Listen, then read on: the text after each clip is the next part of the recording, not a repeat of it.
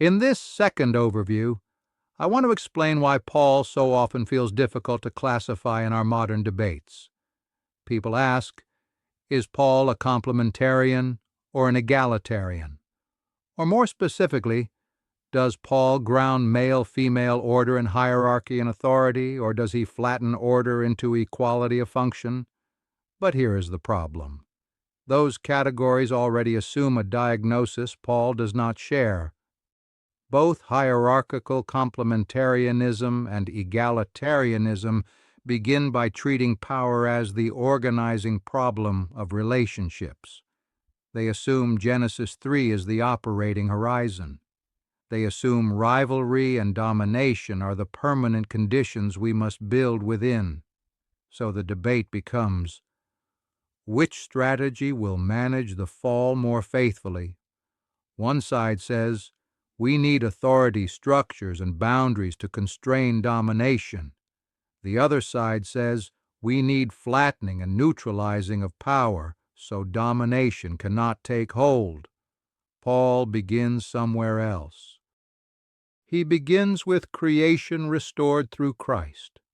He reasons from Genesis 1 and 2, not Genesis 3, as the theological grammar of redeemed life.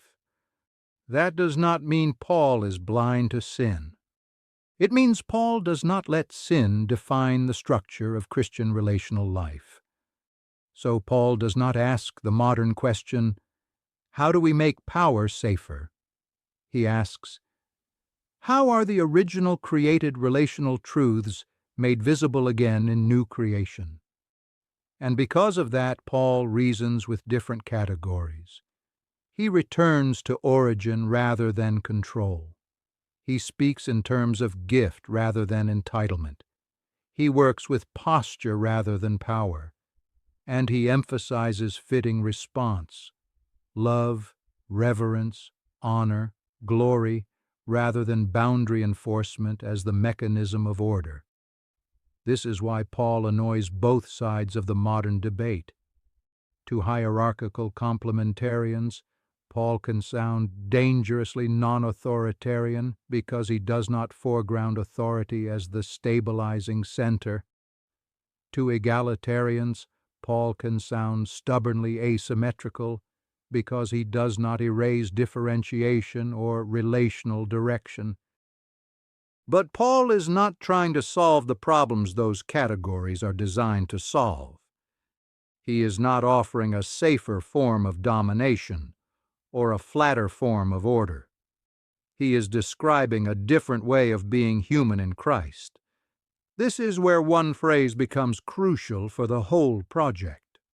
At this point, I need to name a distinction that will become clearer later, but that already shapes everything Paul does. Reception is not the opposite of action. It is the form active, responsible participation takes within relational life. Life is not seized, it is received. Identity is not achieved, it is given. Action flows from reception, not from assertion. That is not merely a devotional statement. It is a claim about the ontological shape of redeemed life. And it explains why Paul refuses to treat power as the organizing center. So segment 2, the transition, does this. It says, we cannot read Paul properly if we keep forcing him into categories that begin with fall management. We have to let Paul set the terms, and the only way to test that is to go to the texts and trace his reasoning carefully. That is what segment 3 does.